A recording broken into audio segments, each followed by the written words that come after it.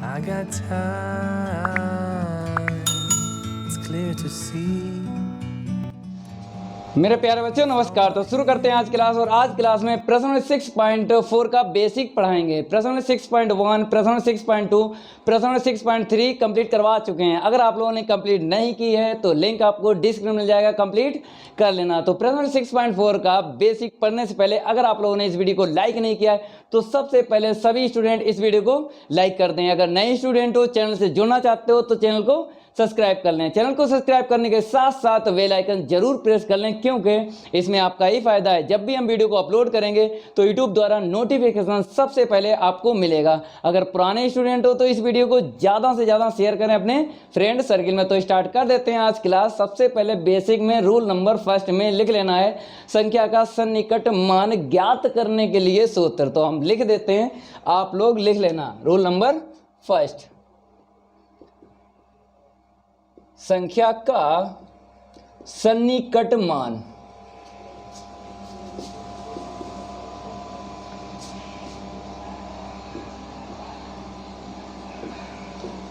दशमलव के एक या दो या तीन, यहां पे आपको दिख रहा होगा संख्या का सन्निकट मान दशमलव के एक या दो या तीन स्थानों तक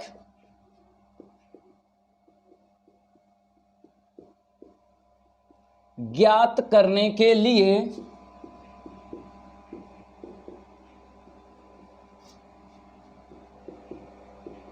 एक सूत्र आपको याद करना है, जो हम यहां पे लिख देंगे। बात आती है सन्निकट की। इसका मतलब आपको हम बता देते हैं। सन्निकट या फिर सन्निकटन एक ही बात है। इंग्लिश में बोलते हैं अप्रॉक्सीमेशन।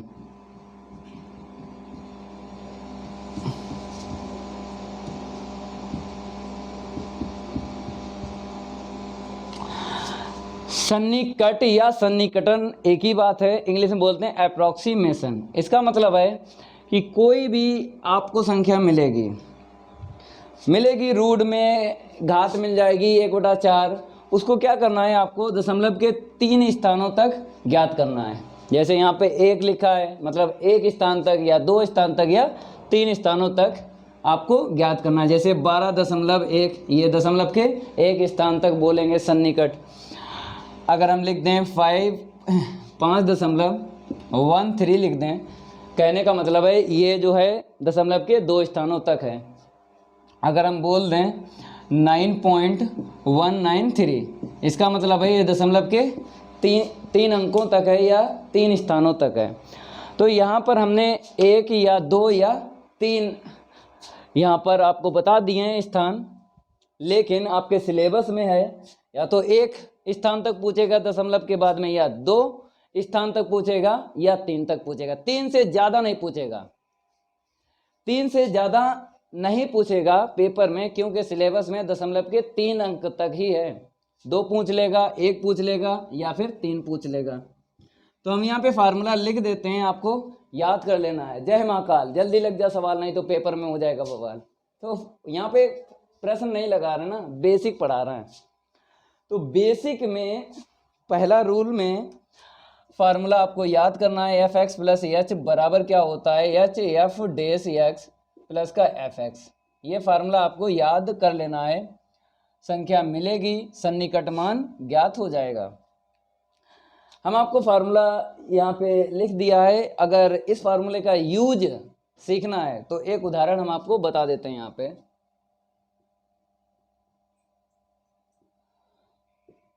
यहाँ पे लिखना है, अपकलज का प्रयोग करके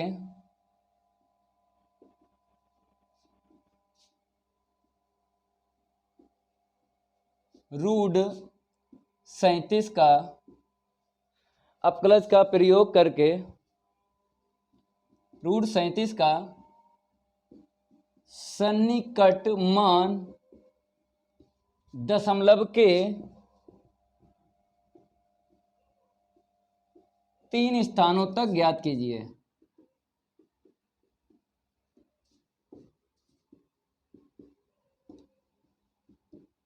तो यहाँ पर हमने 3 स्थानों तक लिख दिया है, ठीक है। जब 3 स्थानों तक सीख जाओगे तो 1 स्थान तक 2 स्थान तक ज्ञात कर सकते हो। तो इसका हल देखो आप लोग, सबसे पहले आपको क्या करना है, जो भी आपको दिख जाए संख्या उसको x मान लेना है। सबसे पहले क्या मान लेना है, x मान लेना है, ऐसे करके। फिर इसके बाद में आपको क्या करना है, फार्मूला देखना है। f(x) का मान आपको मिल चुका है जब आपने संख्या को मान लिया चर में। अब आपको पता है कि हमें f' की जरूरत है, तो f' रूट x का अपकलन क्या होता है, 1/2 रूट x होता है। जैसे बहुत से स्टूडेंट कमजोर हैं, वो कहते हैं कि सर ये कैसे हो जाता है, चलो बताते हैं। यहाँ पर ये पहले भी हम बता चुके हैं, प्रश्न 5.2 का जब हमने बेसिक पढ़ाया था तो वहाँ पर ये सब बताया था, लेकिन फिर आपको रिपीट करके बता देते हैं। जैसे x की घात कितनी होती है, आधी होती है, तो यहाँ पर फार्मूला लग जाएगा x की घात n का, n आगे एक घात कम कर लेते हैं, ठीक है। 1/2 x की घात कितनी आएगी देख लो, -1/2, नीचे घात ले लो, 1/x की घात 1/2 रूट x, ऐसे करके आपको लगा लेना है। लेकिन हम आपको बता देते हैं, जैसे पार्ट 6 हम पढ़ा रहे हैं अपकलज के अनुप्रयोग, प्रश्न नंबर 6.4 का बेसिक। जैसे आप कहोगे कि सर हमने ये डायरेक्ट कर लिया है, नंबर तो नहीं कटेंगे, एक भी नंबर नहीं कटेगा, क्योंकि अगर अवकलन पूछा जाता तब डायरेक्ट आप कर लेते तो नंबर कट जाते हैं, लेकिन अवकलन नहीं यहाँ पे करना है, यहाँ पर सन्निकट मान ज्ञात करना है, तो यहाँ पर डायरेक्ट अवकलन कर सकते हो, एक भी नंबर नहीं कटेगा। अवकलन में अगर पूछा जाता तो फिर ऐसे करके आपको अवकलन करना पड़ता रूट x का। इसको हम रफ कर देते हैं।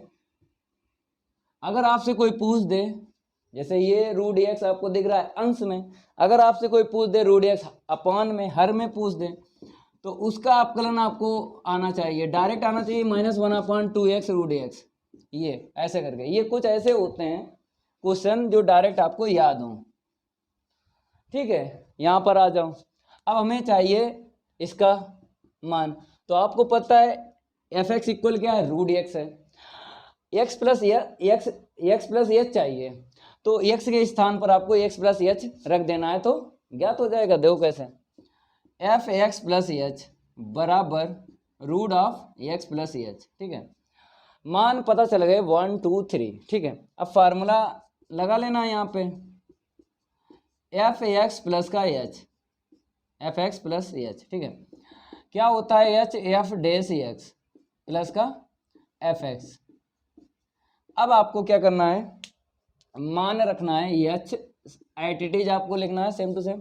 f' का देखो यहाँ पे क्या है, 1/2 रूट x, f(x) का मान क्या है, रूट x है, ठीक है। अब आपको पता है कि हमको सन्निकट मान ज्ञात करना है 37 जो है रूट के अंदर इसका। यहाँ पर अब आपको क्या करना है, x का मान पुट करना है और h का मान पुट करना है, तभी सन्निकट मान ज्ञात होगा। अब आपको x और h का मान यहाँ से प्राप्त करना है 37 से। आपको सबसे पहले x का मान यहाँ से लेना है, लेकिन ऐसा लेना है जो रूट से बाहर निकल जाए, और लेना 37 के आसपास ही है, जैसे 34, 36 या 37 से आगे 38, 39, मतलब 37 के आसपास ही x का मान ऐसा लेना है जो रूट से बाहर निकल जाए। कहने मतलब है पूर्ण वर्ग, क्या लेना है, पूर्ण वर्ग। पूर्ण वर्ग जानते हो, रूट के अंदर 4 है तो 2 निकलेगा, 9 है तो 3 निकलेगा, 16 है तो 4 निकलेगा। इन संख्याओं को बोलते हैं पूर्ण वर्ग। तो ऐसे ही आपको ले लेना है x का मान 37 से रूट से बाहर निकल जाए। अगर आपने x का मान 37 से ज़्यादा ले लिया, जैसे 38 ले लिया, तो h का मान -1 लेना पड़ेगा। याद रखना, h का मान x पर डिपेंड रहता है, h का मान x पर डिपेंड रहता है। अगर x का मान आपने ज़्यादा लिया 37 से, तो h का मान माइनस का लेना पड़ेगा। अगर x का मान आपने यहाँ से 35 ले लिया, तो h का मान प्लस लेना पड़ेगा, क्योंकि यहाँ पर आपको दिख रहा है f(x) प्लस h, दिख रहा है। तो इसीलिए आपको सबसे पहले x का मान संख्या से ले लेना है। तो यहाँ पर x का मान हम ले लेते हैं 36, पूर्ण वर्ग लेना है, रूट है ना इसलिए 36 6 निकल आएगा।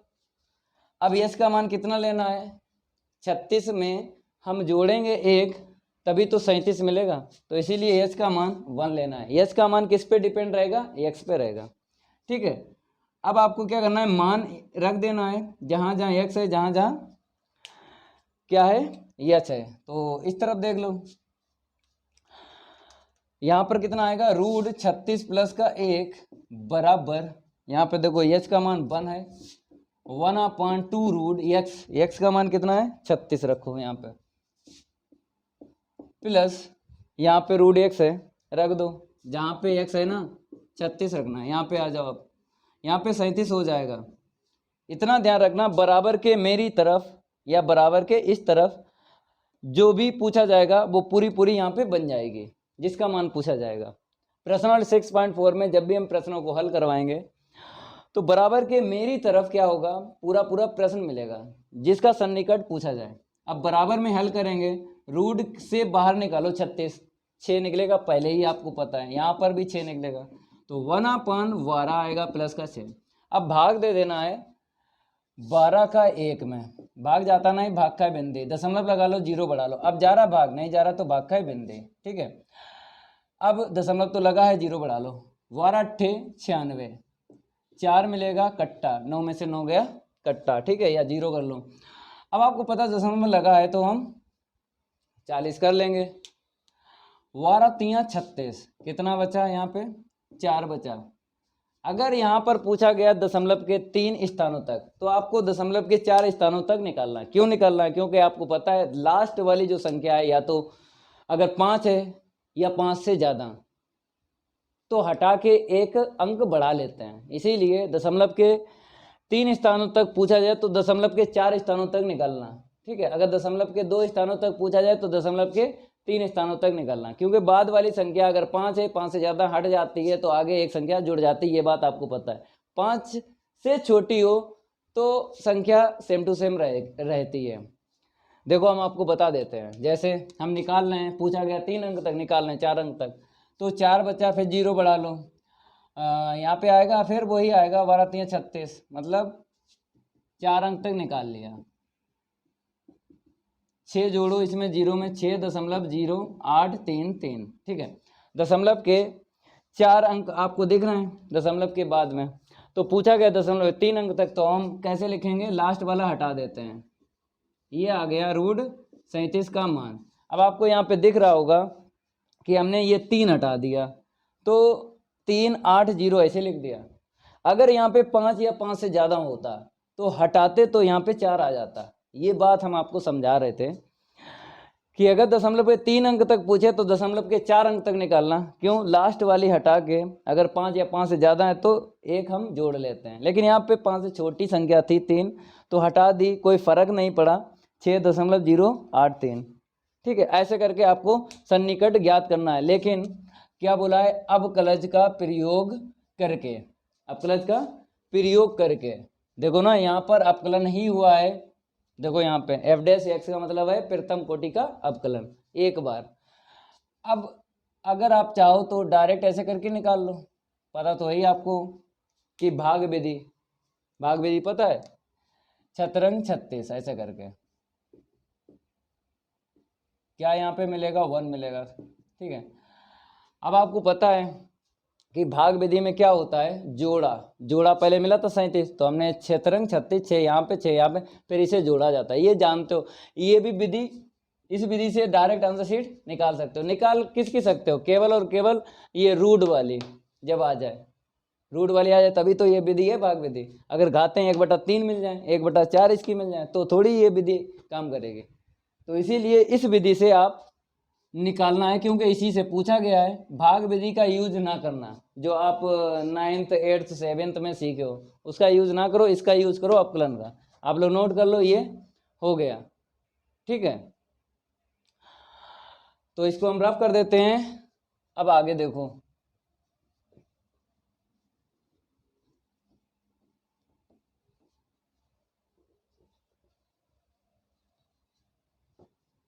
अब इसके बाद आपको नोट लिखवाएंगे, फिर उस पर हम बता देंगे आपको करना क्या है। तब तक इसको हम क्या कर दें, रफ कर देते हैं।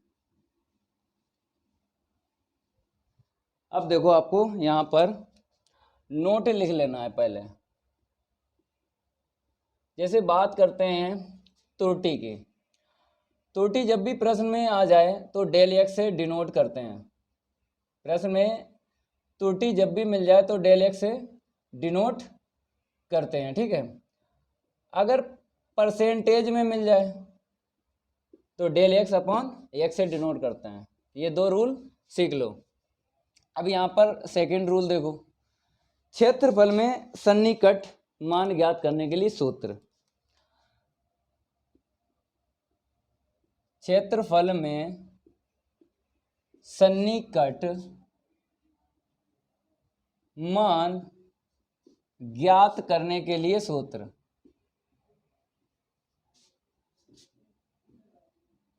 इस प्रश्नावली में आपके सिलेबस में जब भी पूछा जाएगा प्रश्न, तो या तो वो तो पहला उदाहरण सीख लिया है, अब जो बता रहे हैं हिंदी वाले प्रश्न आपको मिलेंगे।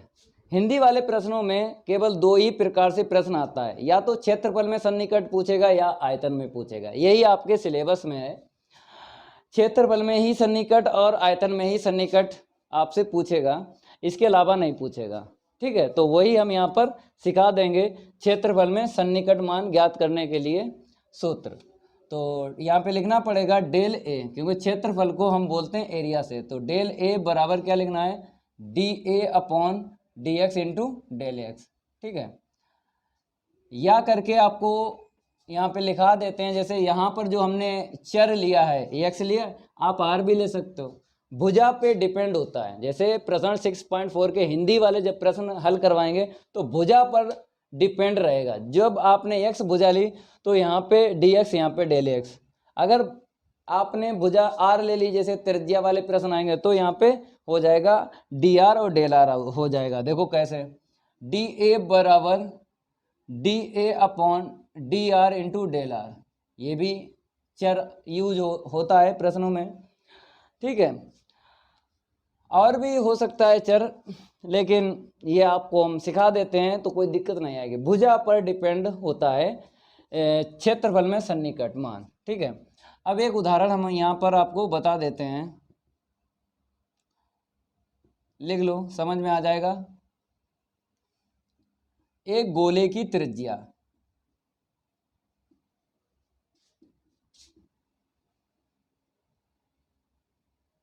एक गोले की त्रिज्या 6 सेंटीमीटर मापी जाती है, जिसमें 0.04 की त्रुटि है।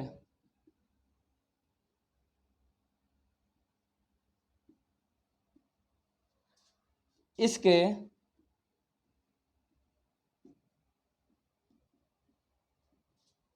क्षेत्रफल के परिकलन में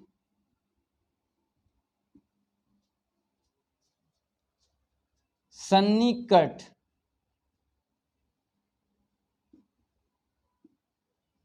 त्रुटि ज्ञात कीजिए। इस प्रकार से हिंदी वाले प्रश्न आपसे पूछे जाएंगे। ये नोट लिखा है ना, इसका भी यूज है, तो इसका हल आप लोग देख लो। सबसे पहले हमने आपको बताया था भुजा पे डिपेंड होता है फार्मूला। तो यहाँ पे बताया एक गोले की त्रिज्या 6 सेंटीमीटर है, तो आपको पता है मेंसुरेशन वाले जब प्रश्न आ जाते हैं तो त्रिज्या को आर से ही लिखा जाता है। सबसे पहले आपको दिया है, लिख लेना है आर बराबर 6 सेंटीमीटर, ठीक है। अब इसके बाद आपको त्रुटि हमने बताया था डेल एक्स, ठीक है, लेकिन हमने ये भी बताया था त्रिज्या पर ही डिपेंड होता है चर, तो आपने आर लिखा तो त्रुटि डेल आर से लिखी जाएगी। डेल आर बराबर यहाँ पे देखो 0.04 सेंटीमीटर, यहाँ पे सेंटीमीटर भी लिख लेना आप लोग, ठीक है।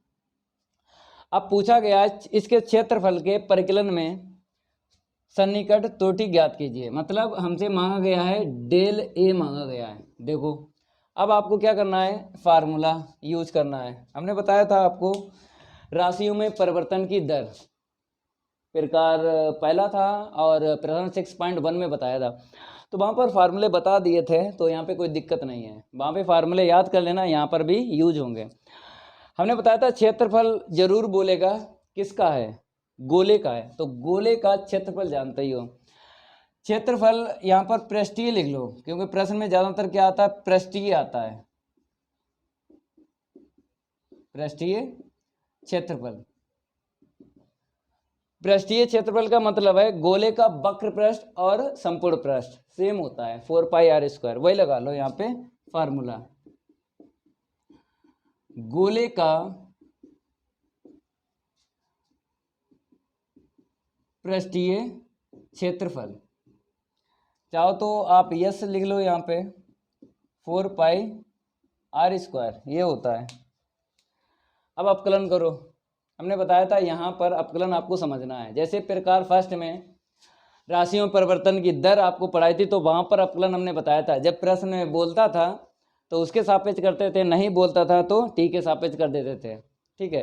फिर हमने प्रकार 2 में आपको वर्धमान ह्रासमान पढ़ाया, तो वहाँ पर वर्धमान ह्रासमान में क्या होता है, जो भी इस तरफ चर होता है उसी के सापेक्ष अपकलन करते हैं। जैसे प्रकार 3 में स्पर्श रेखा और अभिलंब पढ़ाया था, तो वहाँ पर भी ऐसे अपकलन करते हैं, बराबर में जो चर हो उसी के सापेक्ष करते हैं। तो यहाँ पर भी वैसे ही है, प्रकार 1 को छोड़ के प्रकार 2 और 3 जो हमने पढ़ाए हैं, वर्धमान ह्रासमान और राशियों में परिवर्तन की दर। राशियों में परिवर्तन की दर वहाँ पे टी के सापेक्ष होता है, लेकिन प्रकार 2 और 3 जो हमने वर्धमान ह्रासमान और स्पर्श रेखा और अभिलंब में अपकलन बताया था, किसके सापेक्ष होगा, तो बराबर में जो भी यहाँ पे चर मिल जाए उसी के सापेक्ष होता है। लेकिन यहाँ पर आपको ट्रिक बता देते हैं, प्रश्न 6.4 में अपकलन किसके सापेक्ष करोगे, भुजा पर डिपेंड होगा, भुजा पर डिपेंड होगा। आपने जो भी यहाँ पे भुजा ली, त्रिज्या आर ले ली, ठीक है, तो यहाँ पे सब कुछ लिखा जाएगा। कहने का मतलब है आर के सापेक्ष भी अपकलन होगा, डेल आर भी लिखा जाएगा, भुजा पर सब कुछ डिपेंड है इस प्रश्नावली में। तो आपको अपकलन कर लेना है आर के सापेक्ष, ds/dr कितना होगा, 8πr होगा, घात आगे घात कम कर ले, तो ds/dr पता चल गया। यहाँ पे हम रफ कर देते हैं, ठीक है, इसके जो है ऊपर जो है हल करवाएंगे। देखो यहाँ पर फार्मूला लगा लो, डेल ए का लगेगा, क्या होता है, dA/dr इंटू डेल आर, रखो dA/dr का मान 8πr, डेल आर का मान देख लो यहाँ पे 0.04, आर का मान रख लो, आर का मान देख लो कितना है यहाँ पे 6 इंटू 0.04।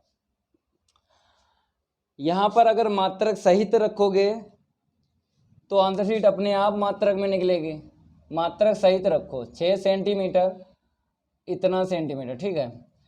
अब देखो 6 का गुणा करेंगे पहले, 8π इंटू 6 चौक 24, 0.24 सेंटीमीटर का सेंटीमीटर में इंटू करेंगे सेंटीमीटर स्क्वायर, इंटू करो। अब 8 का, 8 चक्कू 32, 3 हासिल मिल जाएंगे, 8 दूनी 16, 16 3 19, दशमलव कहाँ पे लगेगा, 2 अंक के बाद में, और पाई सेंटीमीटर स्क्वायर। ये आंसर शीट आई है क्षेत्रफल में सन्निकट।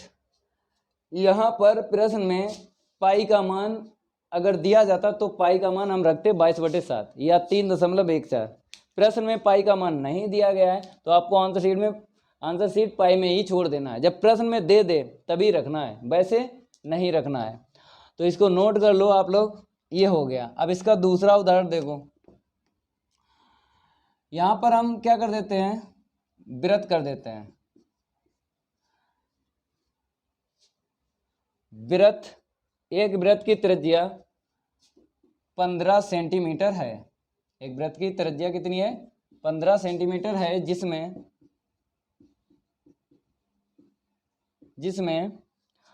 3% की वृद्धि होती है।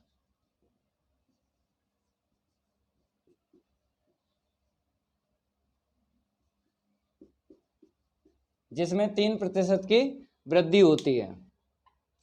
इसके पृष्ठीय क्षेत्रफल के परिकलन में सन्निकट वृद्धि यहाँ पे लिख लेना है,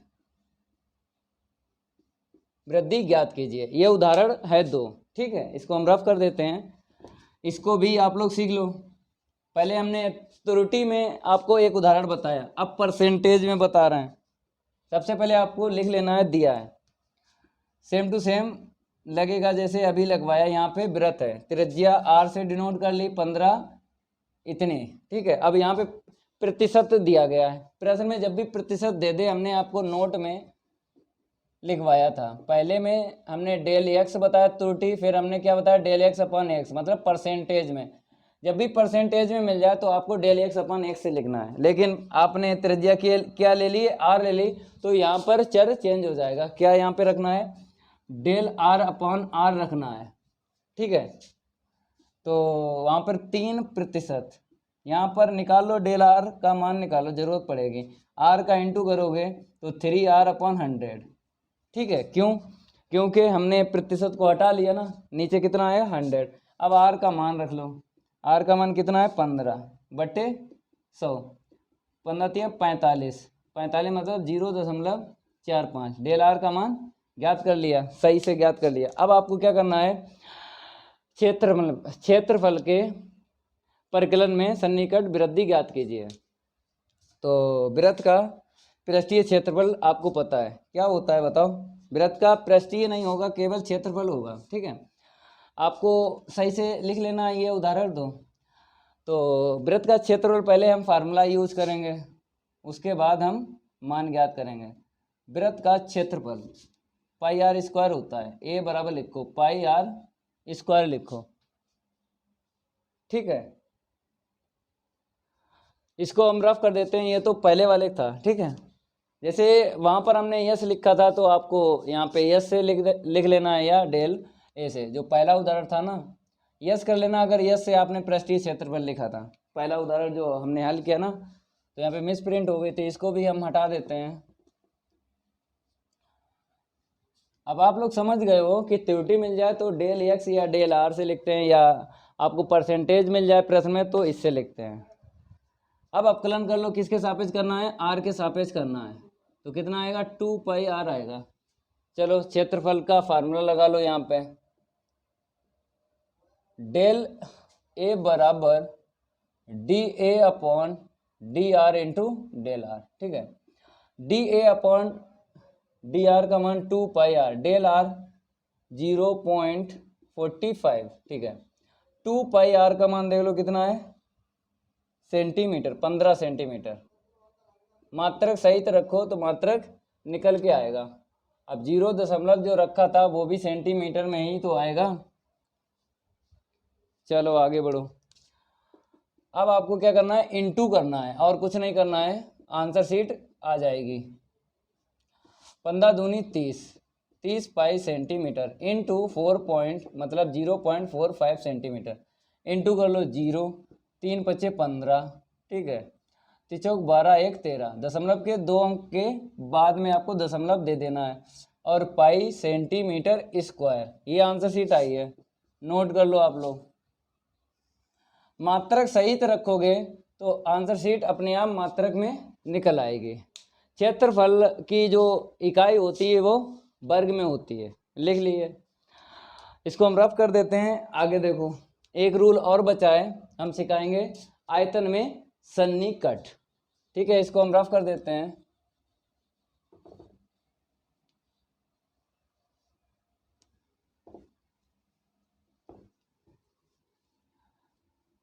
तीसरा रूल आप लोग डाल लो हेडिंग, यहां पर हम आयतन में लिख लो, आयतन में सन्निकट मान ज्ञात करने के लिए सूत्र।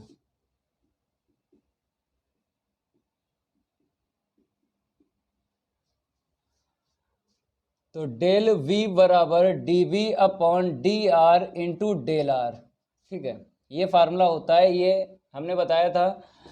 ये जो लिखा है del R upon D R, ये भुजा पे डिपेंड होता है। जैसे हमने यहाँ पे डेल वी लिखा, मतलब D V upon D X लिखा, इंटू डेल ए एक्स लिखा। ये सब भुजा पे डिपेंड होता है, भुजा पे डिपेंड होगा अवकलन। ठीक है, वैसे ही फार्मूले आपको लिखना है। एक उदाहरण हम यहाँ पे बता देते हैं आपको। पहला उदाहरण लिख देते हैं। एक गोले की त्रिज्या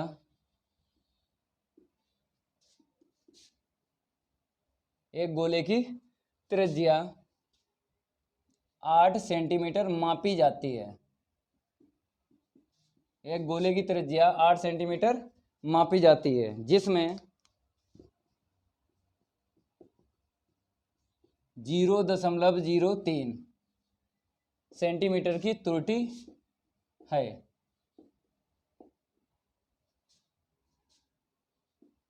इसके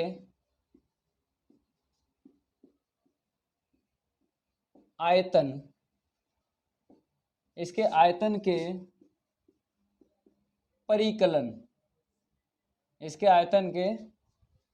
परिकलन में सन्निकट त्रुटि ज्ञात कीजिए। ठीक है, आपको हल करना है। आपको पता है हमने क्या बताया था, भुजा पे ही सब कुछ डिपेंड है। तो यहाँ पर गोले की त्रिज्या बता दी है, तो त्रिज्या को आर से आपको पता है डिनोट करते हैं, आर बराबर 8 सेंटीमीटर। यहाँ पे त्रुटि आपको पता है, अगर आर है तो इसकी त्रुटि डेल आर से लिखते हैं 0.03 सेंटीमीटर। मांगा गया है डेल बी बराबर, गोले का आयतन आपको फार्मूला लगा लेना है, याद तो होगा ही। तो यहाँ पे लिख देते हैं गोले का आयतन B बराबर 4/3 पाई आर क्यू। ठीक है, अपकलन करना है। भुजा आपने जो भुजा यहाँ पे लिए त्रिज्या आर से, तो आर के सापेक्ष ही अपकलन होगा।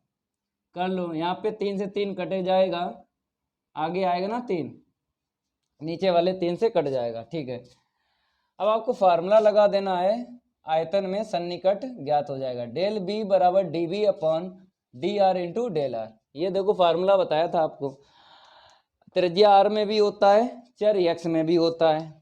चलो रखो, D B upon D R देखो यहाँ पे 4 पाई आर स्क्वायर है, इंटू डेल आर का मान देख लो 30 0.03 सेंटीमीटर। आर का मान रख लो, पहले आर का मान देख लो कितना है, 8 सेंटीमीटर स्क्वायर, मतलब 64 सेंटीमीटर स्क्वायर मिल जाएगा, इंटू 0.03 सेंटीमीटर।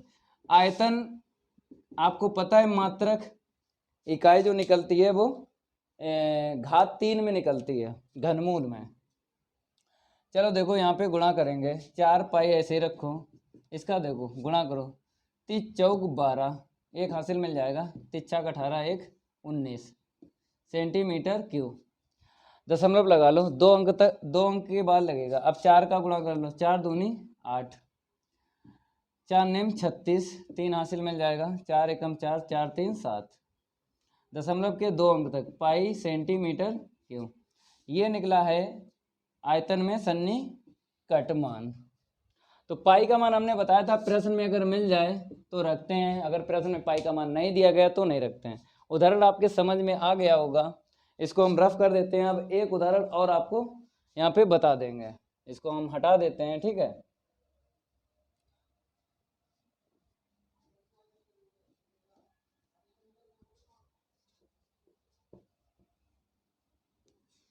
उदाहरण दूसरा देखो, मतलब क्षेत्रफल में हमने सन्निकट आपको ज्ञात करवाया, 2 उदाहरण बता दिए थे, और आयतन में एक उदाहरण हो गया, दूसरा उदाहरण देख लो। तो यहाँ पर हम देख के लिख देते हैं दूसरा उदाहरण, कोई दिक्कत नहीं है, देख लेते हैं कहाँ पे दूसरा उदाहरण है। ठीक है, उदाहरण नंबर 2,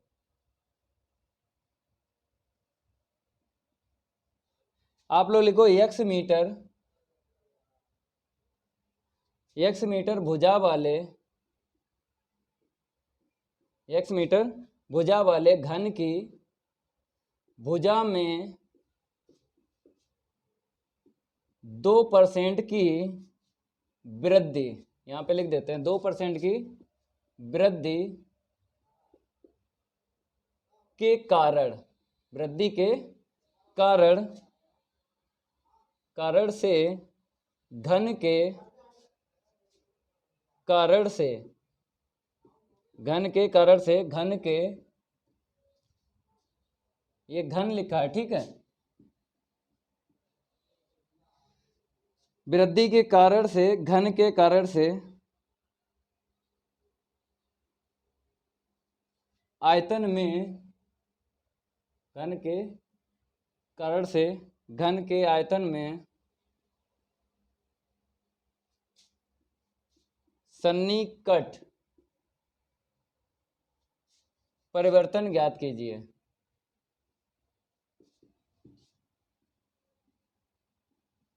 ठीक है, चलो यहाँ से आपको पता चल जाएगा कैसे आयतन ज्ञात होगा। पहले भुजा देख लो, हमने बताया था भुजा पे ही डिपेंड होता है x मीटर। भुजा दे रखी है और परसेंटेज को आपको पता है कैसे लिखा जाता है, डेल x अपॉन एक्स बराबर क्या है 2%। तो डेल x का यहाँ से मान निकालो तो 2x अपॉन 100, कहने मतलब है 0.02 इतना मिलेगा डेल x। मीटर है यहाँ पर, ठीक है, वहाँ पर भी मीटर ही होगा। अब आपको क्या करना है, देख लेना है घन के आयतन में सन्निकट परिवर्तन ज्ञात कीजिए। तो हमें डेल बी ज्ञात करना है। घन का आयतन फार्मूला लगा लो, तो यहाँ पे हम फार्मूला लिख देते हैं, घन का आयतन, घन का आयतन b बराबर क्या होता है भुजा q, मतलब भुजा क्या ले ली है x ले ली है तो x क्यू हो जाएगा, x के सापेक्ष अपकलन होगा क्योंकि भुजा x में है तो x के सापेक्ष ही अपकलन होगा। dv अपॉन dx बराबर क्या होगा 3x स्क्वायर। अब आपको पता है कि हम निकाल लेंगे आयतन में परिवर्तन, तो फार्मूला लगा लो, डेल b बराबर dv upon dx into del X. dv upon dx का मान क्या है 3x स्क्वायर, रखो इसका मान क्या है 0.02 मीटर। अब आपको पता है गुणा करेंगे कितना आएगा, 3 दूनी 6 इतना आएगा मीटर क्यू कर लो यहाँ पे, क्योंकि यहाँ पर जो x है ना x स्क्वायर है, तो यहाँ पर x स्क्वायर है, आपको पता है भुजा किस में है मीटर में है, x स्क्वायर क्या हो जाएगा मीटर स्क्वायर हो जाएगा। तो मीटर स्क्वायर मतलब मीटर का इंटू करेंगे मीटर क्यू होगा,